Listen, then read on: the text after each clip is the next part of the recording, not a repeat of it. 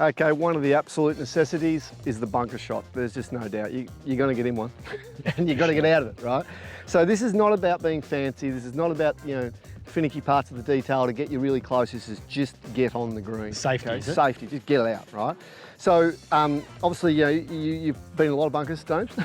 So, far too often, yes. How do you go about this? If you just had to get it on, not even talk just get it on. Yeah. I'd just be trying to hit it nice and high. Yep. Make sure I clear the lip. Yep. And then get the hell out of here. Right, and when you say nice and high, I'm always interested when people say that to me. How do you do that? Do you pick a place in the sand? Do you try to lift the ball out? What do you try to do? So for me, I just feel about coming in steeply behind it. Right. Almost like I'm chopping just in behind it. What I want you to try to have a concept of here is imagine that there's really a line right through the middle of your golf ball, okay? And all you're ever trying to do here is take even amounts of sand either side of the ball, kind of like a square, either amounts or the same amount of sand either side, okay? The blade, right, that you're using, usually 60 would you use? Yep, 60, yeah. So, yet again, that depends a lot on texture of sand. So what I say to people, the first thing you do when you walk into a trap has got nothing to do at all with where the pin is, first thing. It's what are you dealing with, right? So walk in, look at your ball, look at your lie and shimmy your feet around. Use your feet as a way of testing the texture of the sand, because that is totally the only thing that matters before you look at your pin.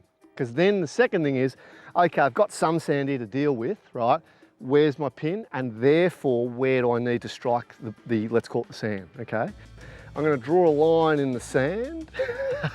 And I want you to set up with a wide stance with that line in the front half. In the front half? Front half, yeah. So middle's there, ankle's there, front half, that's perfect, okay? Now just load your front leg a little bit, right? So your weight goes into your front side. Your chest cavity again goes kind of over the line. Yep. Beautiful.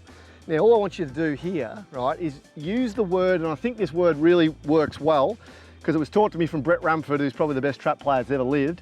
Push the sand. Don't hit down, don't scoop, don't chop, push.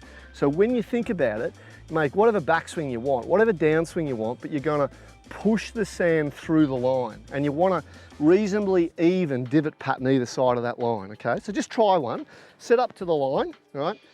Get yourself stacked on your front side a little bit, and just feel like you push the sand through the ball. Beautiful. Now, divot pattern, on line, after line. So you'll need to readjust and have a little bit of a hit before it more. Put your blade back here more. Yeah, because that's your strike zone. There you go. Now go. Right, so now your pre-ball, right, you can see your strike zone there. Yep. Go again, keep going, move up the line here so you've got some more sand to deal with. Load your front leg more, get your chest over, that's it now, push through that line. There we go, perfect. Pre-line, after the line, low point would have been under the ball, and therefore your push factor of sand will be what it is, depending on the density, okay? So that's kind of the biggest point I want to make about this, is it's got everything to do with your sand texture, okay? So on a shot like this, right, which now we're basically in a trap where you just want to get it out. I'm going to continue this line theory. Okay, set up front half of the stance. Bigger, wider stance than that, don't you? Yeah, that's the way. Load the front leg a little bit. Now just push through the line. Don't worry about the ball, just push through that line. Beautiful, perfect. Divot pattern there is absolutely flawless, okay? Now depending on the texture of the sand, you might have to go harder at that or softer at that, depending on what you have to do, but that is all you need to do to get the ball moving. And then of course, opening the blade and closing the blade determines distance. But if all we care about is getting it out, that's it. So we used to have heaps of drills where we used to walk along, basically just hitting either side of that line all the way through, not even practicing with balls, just to practice what we'd call our low point or our pushing of the sand, okay?